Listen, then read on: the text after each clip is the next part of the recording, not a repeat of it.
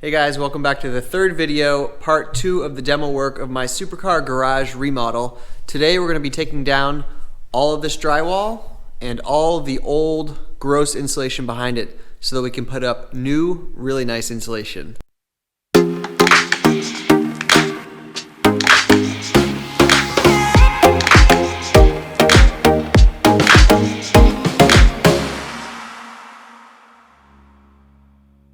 Which, speaking of insulation, that has been the biggest question on my mind. I have done a ton of research about it and I still am not convinced on one particular avenue to go. There are pros and cons to each. Let me walk you through kind of what I'm thinking and the predicament I'm facing. Maybe you guys have advice, hopefully you do, but yeah, I could really use some like a wise voice here to kind of guide me in the right direction because I'm all over the place.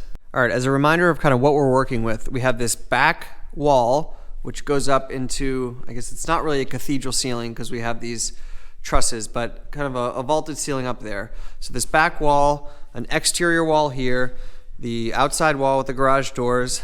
This is kind of like an interior wall, but it goes into another uninsulated room. And if you notice, there are a bunch of gaps up here where the roof decking does not come down completely to the wall. So we're gonna have to cover those. Advice on what I should use to cover that. If it's just more plywood, let me know how you think I could fill in those gaps. So that's kind of what we're working with in terms of area. Well, of course, the ceiling, right? We have the whole roof, which is just two vaults that meet together at a ridge up there. And then in terms of the walls, we have this kind of haphazard drywall, which has some old fiberglass bats in it, but take a look at how narrow these are. These are, I guess, 2x4s, I think, so that means 3.5 inches, very narrow. You got a lot of kind of wood in between that looks like, I think that is blocking, whatever, maybe for support, but these I think were for the benches. In any case, I just don't think a fiberglass bat would be enough here to insulate it. By the way, let me remind you of the goal, like why are we insulating in the first place? Because that has a huge effect on like what we end up doing. The goal is to make this garage year-round a climate-controlled, relatively temperature-controlled, safe from the critters environment where I can store anything. I'm getting into racing. I love supercars. Like in the future, I plan to have them. I don't know which ones now, but I want to be able to store a race car in here year-round, to work on it year-round, to have the temperature relatively steady. So that means in the winters when it's 5 degrees Fahrenheit outside, I want it to be 50 or 60 degrees, and not drop below that. In the summers when it's super humid and like 95 degrees, I want it to be 70 and dry and cool in here. Like that's what I want year round. This isn't just a space to temporarily come into and turn on a space heater. No, I want it insulated year round. So that's why this insulation question is such an important one. My hunch is that the previous owners probably just used this as a temporary workspace, and that's why there's like only some insulation on the walls, and maybe they brought out a heater and heat like a radiant heater. But for me, I want full year-round climate temperature controlled. So that's the goal. So as I was saying, we just don't have enough depth, I don't think, in these walls. Now one option is, I've heard and maybe tell me if this is possible, but can you add depth to studs so you could make more of a gap here to put in like a thicker insulation bat? I don't know if that's something you can do and kind of how you do that, and you got to work with kind of this bottom area with the sill, I guess, not coming fully out. Is that an option? Is that called furring? I don't know, but let me know if you think that could be one option. But even if I do that, the ceilings, I think those are 2x6s, so what, 5.5 inches of depth. If we were to do fiberglass up there, then we would need baffle vents right behind, and we don't have a soffit vent over here. There's no ridge vent. There's only a gable vent up there. That's the only venting this garage has. That goes above a mudroom, so that all needs to be sealed off, so there wouldn't be any venting coming up from there.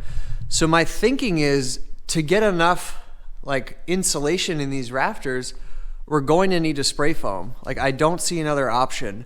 Especially with heat rising and this being a fairly tall ceiling. Like, do you guys think that fiberglass bats in a 2x6 with venting behind it, so like probably 4 inches max, do you think that would be enough to keep this a hot garage in New England and a cold garage in the summer? I don't know. And then of course on this front facing wall, like, you know, this header here, I don't know what we would do there. You can't put a bat in there because there's no depth. So do you just spray foam that? The doors, I think we are gonna do insulated doors. Here's just an old fiberglass bat, but it just seems like spray foam is, you know, closed cell spray foam where you don't have to vent and it gives the most R value is the way to go here. And obviously the main drawback is the cost. But yeah, let me know what you guys think. I could really use some help there. I want to kind of crowdsource as many ideas, but you know the goal, you know what I'm trying to do, and now you have a general sense of what I'm working with and what challenges I'm facing. So please enlighten me on insulation. Now let's get down to taking this drywall down.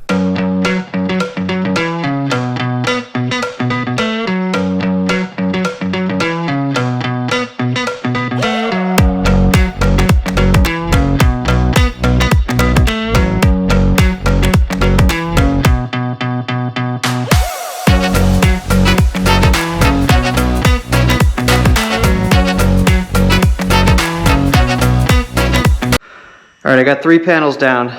I chose to just unscrew them carefully rather than just tearing everything off because we don't have a dumpster yet and there's a lot of screws and we're still parking in here, so I don't want stuff to be everywhere. But check this out. You guys know what kind of spiders these are? I encountered 3 of them at least, probably more, and I wouldn't be surprised if they're crawling on me right now. Ugh, I don't want to deal with these guys.